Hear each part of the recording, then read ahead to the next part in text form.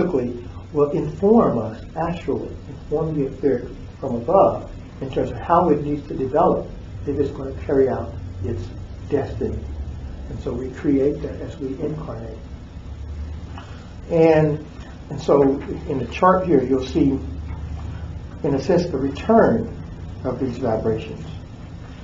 In the other chart, the one on the back, you have the downward moving arrow, and you have these vibrations being created at each point, sort of going outward. Those are the vibrations that are going to be available to us as resources when we begin to actually develop, as we come through, as we incarnate through the 7 planets, or through the 7 locusts, through the locusts. And then, as we actually are conceived and are now our physical beings down here in the Muladhara, or in the Burloka, then these higher ones, in a sense, you can think of them as now vibrations are collapsing. If you're familiar with in electronics, you know that electromagnetism, how motors work. You have a current moving through a wire. As the current moving through a wire, it actually sends a vibration out, perpendicular to the motion. And when that current stops, the vibration collapses. The reason we have so-called AC/DC, oscillating current, is because it goes through, it stops, the vibration collapses, and as the vibration crosses the wire, that's what it does. It causes the current to go in the opposite direction. That's what AC/DC means. That's oscillating current. It's alternating current. And in a sense, that model works for what happens to us.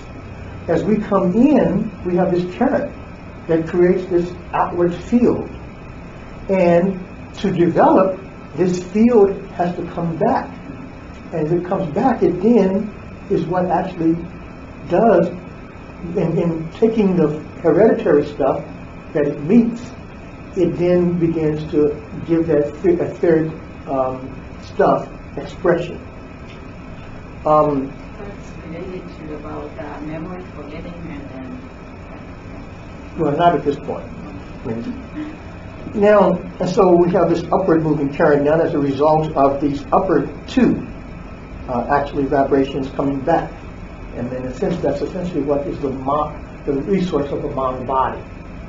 And that we can say it's this astral energy is resolved. And in its resolution, it actually is how we are initially developed. So it's a resource we have set as we incarnated. And if there wasn't for that resource, then there would be no development, early development. That's why we're in the will forces, we're in sympathy. All our development is coming out of this astral realm, out of our connection with the higher astral light. And so, but this is the key thing, though. As we do this etheric development, the current of living comes back through, it generates another outward going vibration. This is the personality. This is our body, mind, personality, which is now expressing itself in the world. Now, this is where the problem arises. If that outward going etheric body, mind, personality doesn't remain in touch with a higher model body, then it will create a boundary between itself and the world that it has created to carry out its destiny. It creates a boundary zone. And that lower astral, when it comes back to aid our farther development, it can't penetrate through that boundary. And so we don't gain the resource to continue to develop. And so, and there's a rhythm to how this will work. The red and the red above develops the red below. Then the blue develops the blue. Well, and this is our human, this is where we become human. We're human because we have this yellow line, which develops itself. So the vibration that went out comes back in, and it pulls us up out of animality and into human consciousness. Out of what? Out of animality and into human consciousness.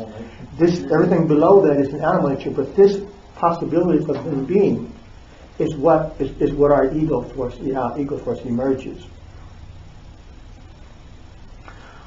Now, and as you can see, what has to happen next is that for farther development to take place, these lower astral light has to be able to penetrate back across here.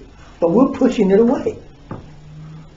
So by grace, we would develop to the ego level. But developing beyond that depends on how we are learning in our development and how we relate to the astral resources that we're actually holding at bay because of our learned personality. And so our work really is to overcome the hereditary influences and the environmental influences that have made us forget our relationship with the astral light, our destiny, and so to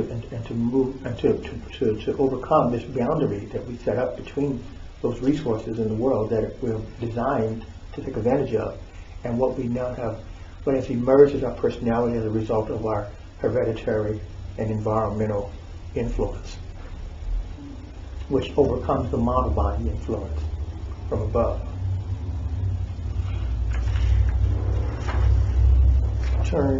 Oops, I was already on.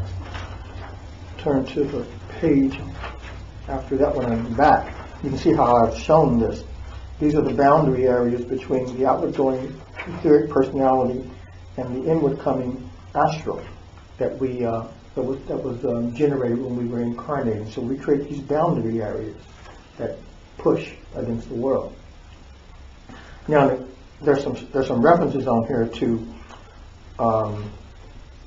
how the limbs, how the head, heart, lung, and limb are related to this condition. When the way that we do cross over this boundary unconsciously is how we receive astral energy through the limbs. People who are aware of theosophy and Steiner know that Steiner always draws the human body, but the limbs are ray-like, and things are raying into the limbs. Well, that is essentially the condition of crossing, the way we cross over this boundary is through receiving that. We've set this boundary up, but we can ray across it with our limbs. And what we're trying to do in the work, in our spiritual work, is overcome these boundaries. And once we overcome these boundaries, I didn't bring the other charts, then this energy here begins to push us up through the higher chakras. As this resource comes back, it pushes us on upward through the higher blue and higher red, and we start moving up through the higher levels of what Steiner refers to as spirit life, spirit man, and spirit self. So we have to overcome these boundaries, the personality aspects, to be able to gain the spiritual resources to continue our movement.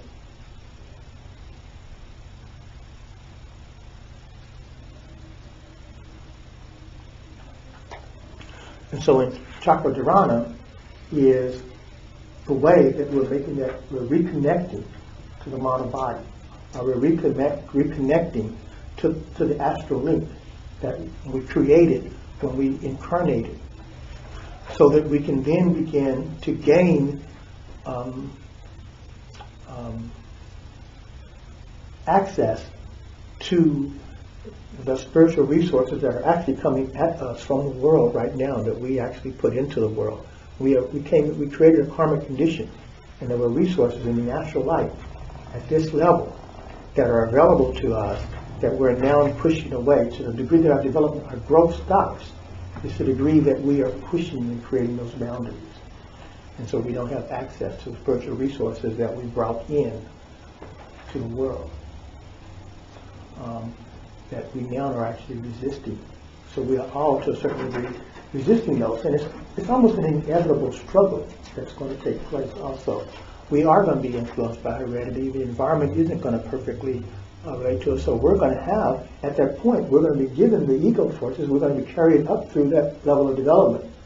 And then we're going to have to deal with the fact that we now have a personality that isn't totally consistent with it's what Steiner refers to as, it's referred to in others, it's called, where genies come from, or genie come from.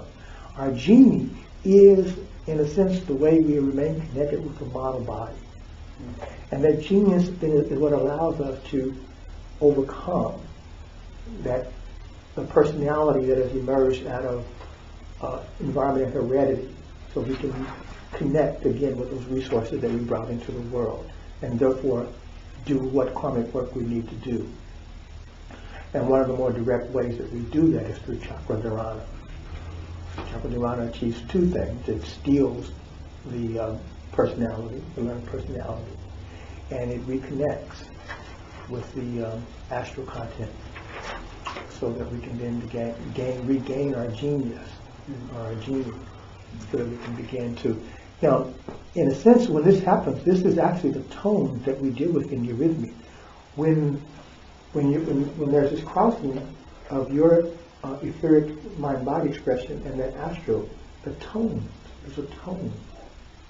And those tones are the eurythmy tones. This is actually when we're starting to develop eurythmy as a way of helping with this process to overcome the